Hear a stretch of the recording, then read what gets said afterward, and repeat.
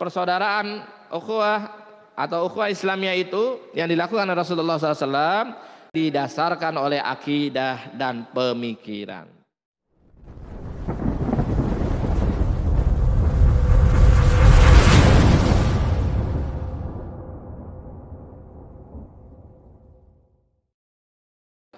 Asas atau prinsip yang ketiga daripada Rasulullah, gerakan dakwah yang dilakukan Rasulullah SAW di Madinah adalah Dustur Madinah. Rasulullah SAW membuat hukum-hukum, membuat aturan-aturan, karena beliau mempunyai kuasa terkait dengan masalah tersebut. Maka kemudian beliau kemudian membuat aturan yang mengatur sesama Muslim dan juga mengatur orang-orang kafir Yahudi dalam pada waktu itu. Ya. Jadi aturan ini mengatur antara Muhajir Quraisy, orang Ansor, Bani Auf, Bani Sariyah, Bani Akhaz, Bani Najr, Bani Amr bin Auf, dan Bani Aus. Ini disebutkan satu persatu kalau dalam teks aslinya ya. Saya hanya rangkumkan saja. Kalau dalam teks aslinya itu, ini disebutkan Bani ini, Bani ini, Bani ini, Bani ini. Rasulullah sebutkan satu persatu. Kemudian yang pertama yang dijelaskan Rasulullah SAW adalah tetap bersama tradisi mereka yang dilegalkan dalam Islam. Jadi aturannya adalah aturan Islam. Jadi mereka boleh dengan tradisi-tradisi mereka tentunya. Mereka punya tradisi kan. Setiap suku, setiap kaum itu punya tradisi, punya kebiasaan, punya al-urf sendiri-sendiri, berbeda-beda. Hari ini bapak-bapak saja tradisinya mungkin beda-beda. Ada orang Sunda, orang Jawa, orang mana-mana tradisinya berbeda-beda. Tapi kemudian Rasulullah mengatakan tetap bersama tradisi. Silahkan bersama tradisi kalian, tapi yang dilegalkan dalam Islam. Maknanya Islam menaungi semuanya nih.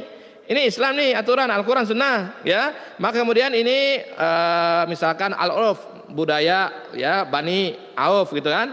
Ini budaya Bani Sariyah. Kalau di sini ini budaya Sunda, Jawa, Minang, Batak dan yang lain-lainnya. Tapi semuanya itu dilegalkan dalam pemerintahan Islam. Maknanya bahwa semua tradisi-tradisi yang mereka bawa itu tidak boleh bertentangan dengan Islam. Ya. Misal hari ini tradisinya apa? Gitu ya. Tradisinya apa? Misalkan ada sebuah suku di Indonesia yang kemudian warisan itu digantungkan kepada ibu misalkan. Ya. Nasab itu digantungkan kepada ibu. Nah, itu berarti menyimpang daripada Islam, maka harus dikembalikan. Gitu ya. Ada tradisi misalkan ya orang Sunda mau nikahan nginjek telur gitu ya, terus kemudian apa saweran duit gitu ya, terus kemudian kalau pas lagi hamil harus pakai siraman misalkan seperti itu ya.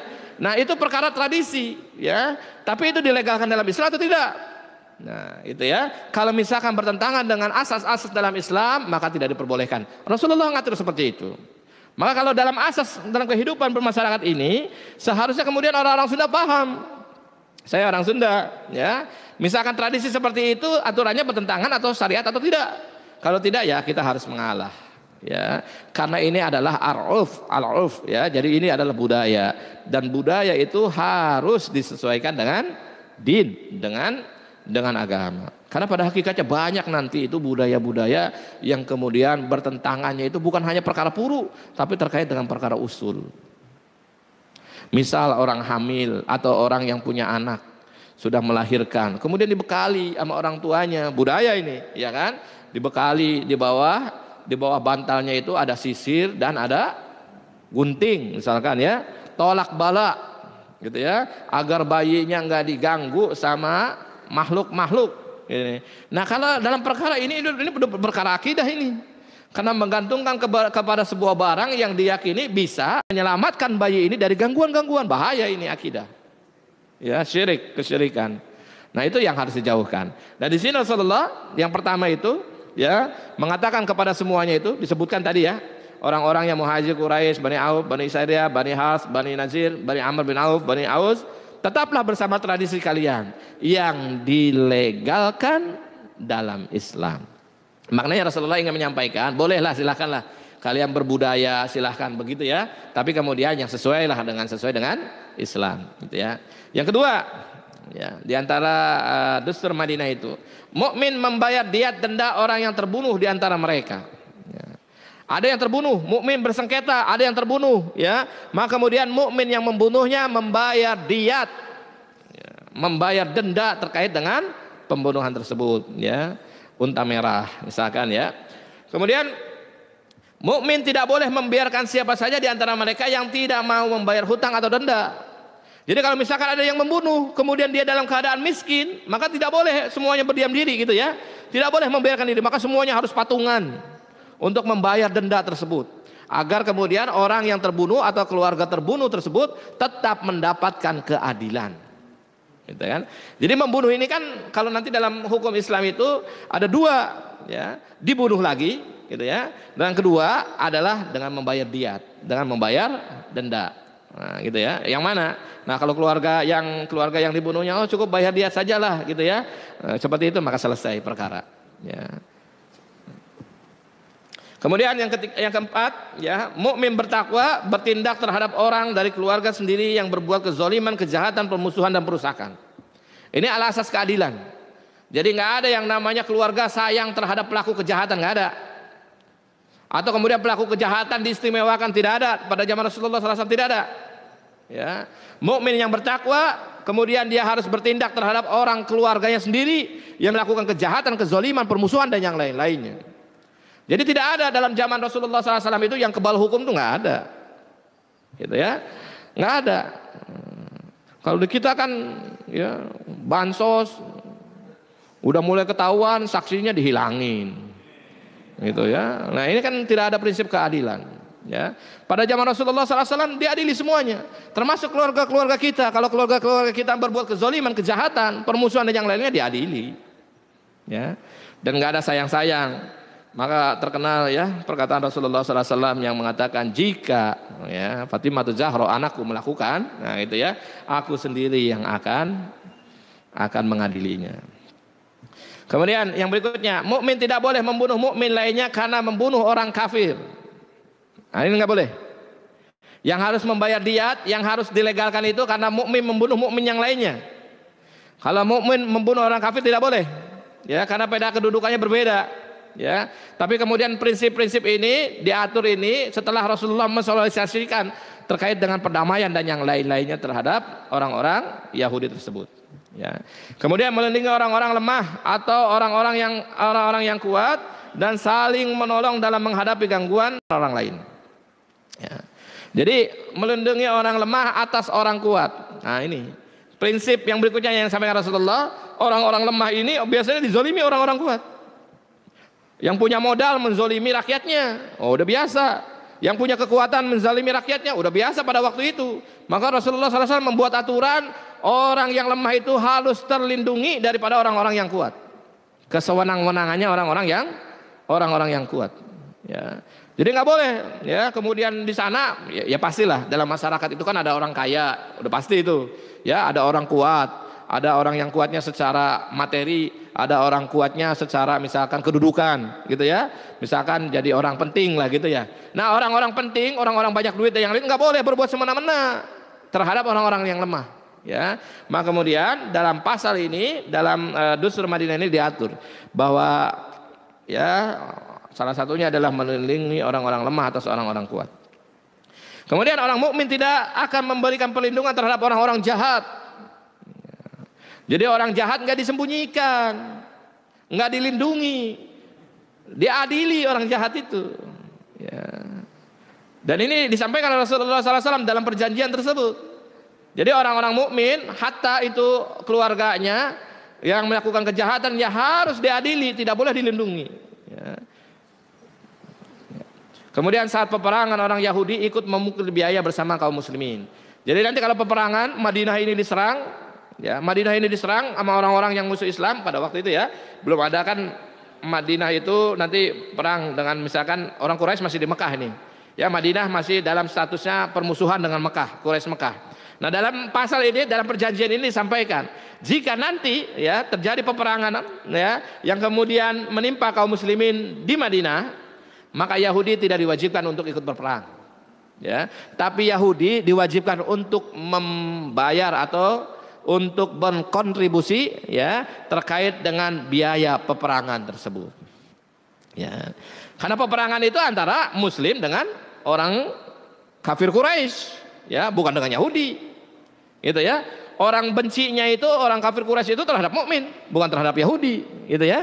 Maka kalau terjadi peperangan seperti itu, maka Rasulullah SAW mengatakan orang Yahudi hanya memikul biayanya saja, tapi peperangan itu wajib diikuti oleh orang-orang mukmin. Kemudian Yahudi bersama kaum muslimin. Orang-orang Yahudi tetap pada agamanya dan orang mukmin tetap pada agamanya sendiri. Maknanya ini kesamaan lah ya, dalam kedudukan kewarganegaraan dan yang lain-lain, maknanya tidak saling menzolimi. Maksudnya harus bersama-sama gitu ya, dan tidak boleh saling memaksakan agamanya. Mukmin tetap pada agamanya dan Yahudi tetap pada agamanya, ya, seperti katakan lakum dinukum waliyadin. Kemudian Yahudi dan kaum muslimin masing-masing memikul biaya sendiri dalam melaksanakan kewajiban dalam memberikan pertolongan secara timbal balik dalam melawan pihak-pihak yang memerangi salah satu pihak dalam perjanjian tersebut. Nah, kalau misalkan ada peperangan, ada perselisihan dan yang lain-lain, maka setiap masing-masing itu memikul biayanya sendiri-sendiri, gitu ya. Jadi kalau sekarang fikih modernnya, kalau misalkan ada dua yang bersengketa, gitu ya, biaya peradilannya itu ditanggung keduanya, gitu ya, ditanggung keduanya. Jika terjadi perselisihan atau pertentangan yang dikhawatirkan menimbulkan kerusakan perkara, ya, perkaranya dikembalikan kepada Allah dan Muhammad Rasulullah. Nah, ini yang paling dasar dalam perjanjian ini.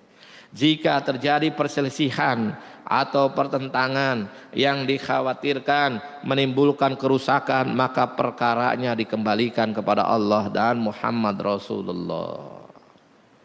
Ya, sebagaimana misalkan dalam surat An-Nisa, ya ayyuhalladzina amanu atiullaha wa atiur rasul wa ulil amri minkum fa in tanaza'tum fi syai'in, jika kalian berselisih farudduhu ilallahu wa rasuli in kuntum tu'minuna billahi wal yaumil akhir.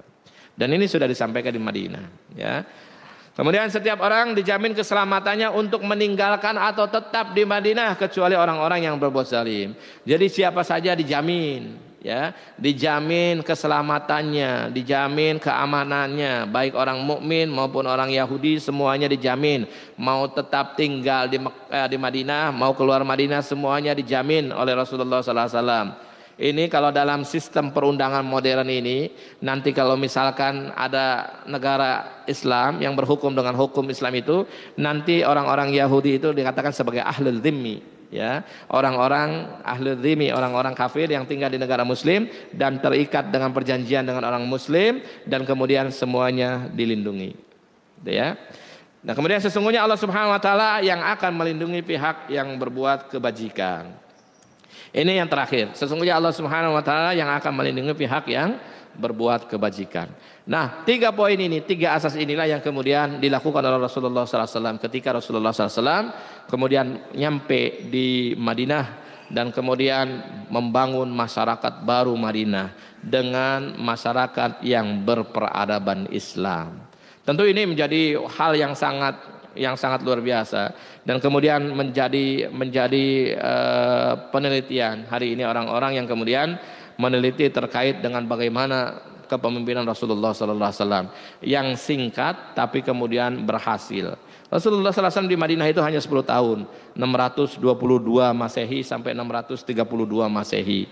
Namun kemudian peradaban yang dihasilkannya itu adalah sangat-sangat luar biasa. Salah satunya ini adalah peradaban yang merupakan Dustur Madinah ini yang kemudian banyak dicontoh oleh undang-undang, ya, undang-undang modern hari ini, baik KUHP, ya, maupun kalau di Indonesia KUHP maupun undang-undang yang lainnya. Nah, setidaknya kita mendapatkan gambaran, ya, bahwa ternyata konsep Islam itu begitu luar biasa, ya. Ketika di Mekah, ketika dalam keadaan terjajah, Islam punya konsep.